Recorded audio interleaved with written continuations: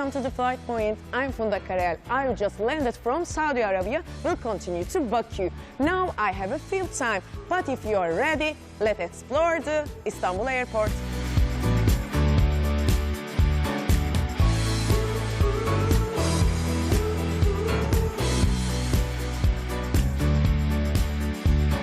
Now I need some information about transit passengers. Now I'm going to transfer desk.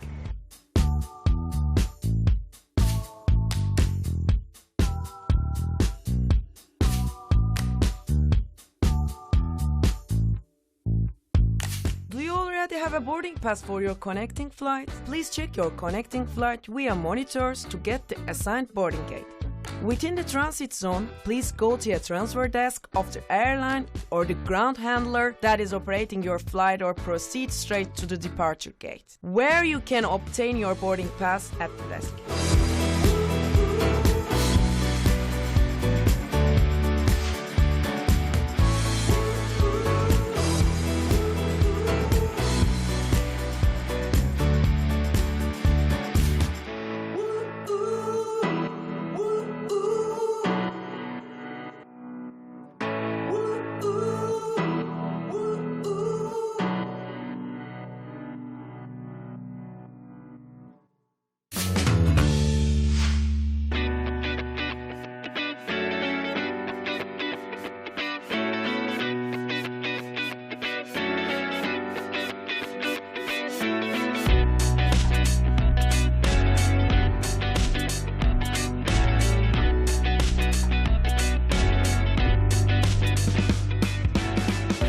There are fast pass zones in transfer part. Fast pass zones that provide fast passage, prioritize families with children at the Istanbul airport.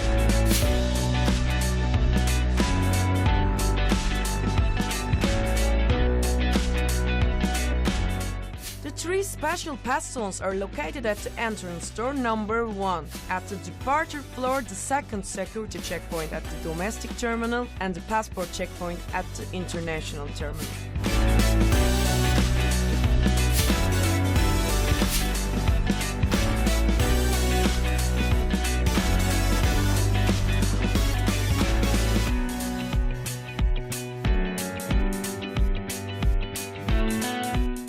Okay, thank you. Now we are going to fast track.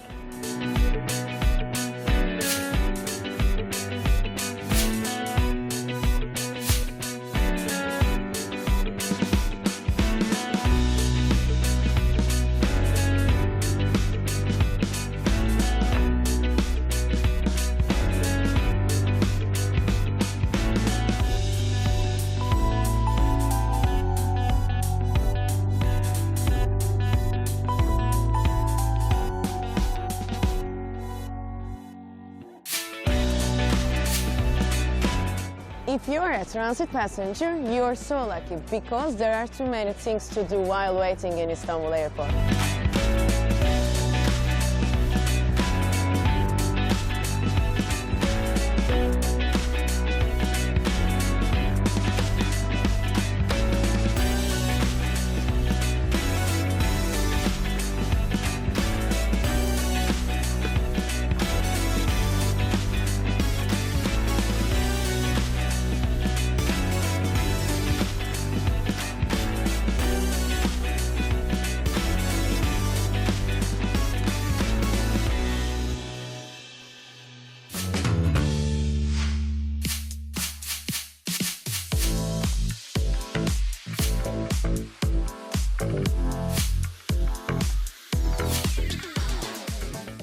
So delicious. If you're a transit passenger, you should try out the local cuisine.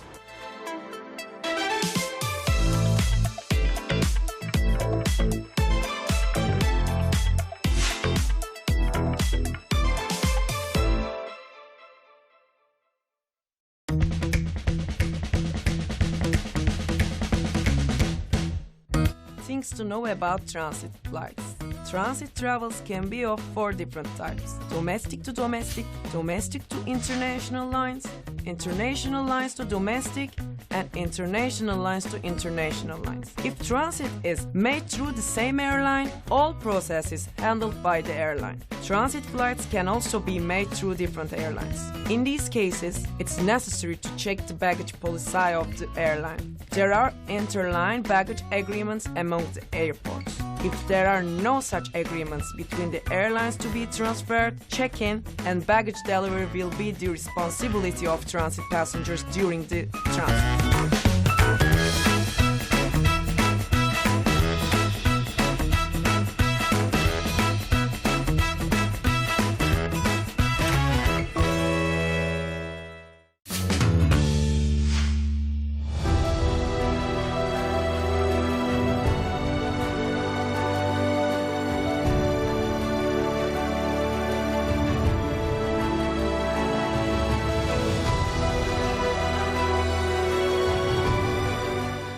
When I was in Saudi, I met famous director Ovidio Salazar. Now we are watching our conversation.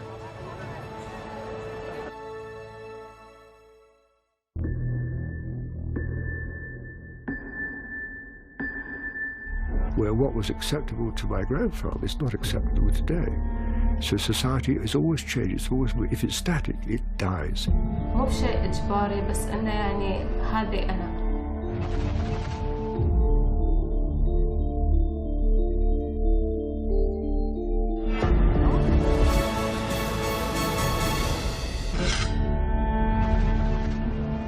So, can you share your interesting airport story with us? Well, look, I've been in, I won't say countless airports, but I've been in airports all around the world, and each one is unique and everything. But at the same time, what I think unifies the experience is that they're really an in-between place. You're going from one place to another. It's not a destination in itself. Yeah. So, what can I say? It's like you're anticipating. I find, you know, obviously the experience of going to the airport very difficult. You know, preparing. What have I forgotten? What have I, you know? Yeah. What do I need to take? What do I make sure that I have everything? But once you're in the airport, then you're relaxed because. You know, it's out of your hands. So, for example, I was on my way to South Africa a few months ago, and I checked in. I got through the passport control. I went in, and as soon as I sat down, I received a message saying, "Oh, your flight has been canceled." I said, "But I've already checked in," and then I looked around and there were a number of people. They were all getting the same message. So, oh my God, what are we going to do? We're going to be stranded here. We're going to be like that poor Iranian man that spent years in the Paris, you know, Charles de Gaulle or something like, or Orly, I don't know where it was. You know, the poor man lived there. I said, I hope we're all not going to have to become like, you know, refugees inside this airport. And they said, no. In fact, it's a Swiss Air, and we're going to fly you to Zurich, and then we'll put you up in the hotel, and then you'll get a connecting flight tomorrow. Oh my God. Alhamdulillah. Alhamdulillah. So we got there at 12 o'clock at night, and then they took us to a place called Banana City. I said, what is this Banana City? And then we managed to get there safely, and they did look after us in the end. Yeah. Any other stories you want? No. You've been in Turkey many times. Yes. How was the Istanbul airport? How did you feel? Well, Yeşilköy was all right, but this new one. The new one is, I have to say, extraordinary. It's really extraordinary. Very impressive. Yeah. I mean, of course, it's become a virtual, like, captive shopping mall, which, you know, for me, it is what it is. I mean, you know, yeah. Which is all right. But it is, you feel comfortable there and you feel relaxed. So that's the main thing, that the airports should put you at ease. You know, especially if you're a tendency to be nervous before flying. I'm not, but others are. So I think it's important that they provide you with the kind of ambience, the kind of atmosphere that relaxes you. No, yeah. No, we are in Saudi Arabia. Yeah. Because of your special film. What do you say about your film in Saudi Arabia? My film, well, as you know, until recently there wasn't cinema here in Saudi Arabia. I mean, it was just not on the menu.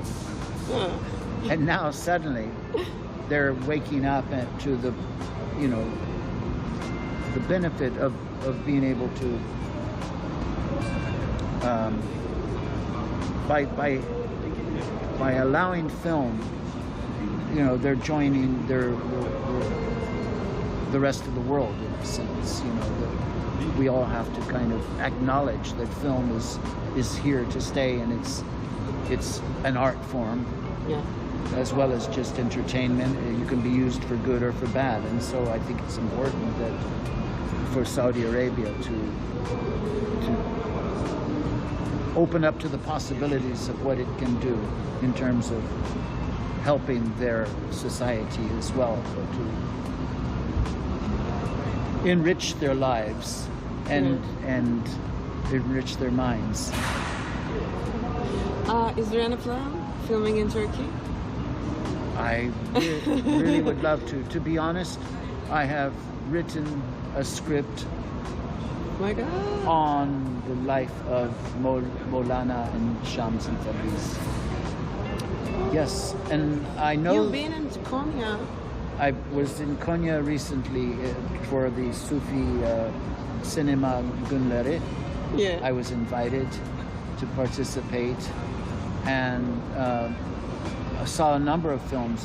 I've also participated on something called Siyer, which is a kind of a festival for the Prophet's life, but where filmmakers from around the world but mainly through the Turkic-speaking world, they've come together to make short films that express the virtues or one aspect of the Prophet's life, but as individual takes. I mean, it doesn't have to be literally about the Prophet, but it should embody, the film itself should have a message that reflects something of the ideals that they are presenting of the Prophet's life. And so I thought, I was on the jury once of that, and I was again very impressed by the standard of films that came from Turkey, from Kazakhstan, from Kyrgyzstan. I mean, you know, so the Turkic speaking world, and it was remarkable. Yeah. Nice. These are a very cheap pair of glasses. I know some people think they're fashionable, but the point of it is, I had a very beautiful, expensive pair of Chanel glasses for reading only. I was one day making my way from Istanbul to Konya, so quickly they said, take off your coat and put it in your bag in the tray and take it through the x-ray machine. Okay, I'll do that. And I did it, and when I got there, I put my coat on, I picked up my bag, I walked off. And then, as is second nature, hey, where are my glasses? My glasses, they're back in the x-ray machine. Oh my God, I'm running, I'm looking, Kardesh, have you seen my glasses? Have you seen? No, we haven't seen. I'll check over. Where am I? I case the whole place. The plane is about to leave. What am I going to do? I think, well, look, oh my God. And then I looked, and there was a case this high of people's other glasses where they had lost their glasses. So I said, well, at least I'm in good company. And I went and got my plane and made up for it by getting this cheap pair of glasses. But they work. To film in Mecca, I was filming, documenting the extension to the Prophet's Mosque in Medina also. And we used to go back to England from Jeddah. And so we would come with more than 20 cases of heavy equipment. And one day, you know, we were there, and we always had to try and talk to the people at the check-in counter to try and get them to lower the amount of excess baggage we would have to pay. Because obviously, you know, once they see you with 20 very heavy cases, they say, come on, you can't take those, so you're going to have to pay us a lot of money. And so I would always talk, and because I was talking so much, I didn't notice that when they were putting the equipment on, one of them came back out, and then we said, okay, bye. And then, oh my God, we lost a very expensive piece of equipment. I've needed to pay attention, and so you learn your lesson.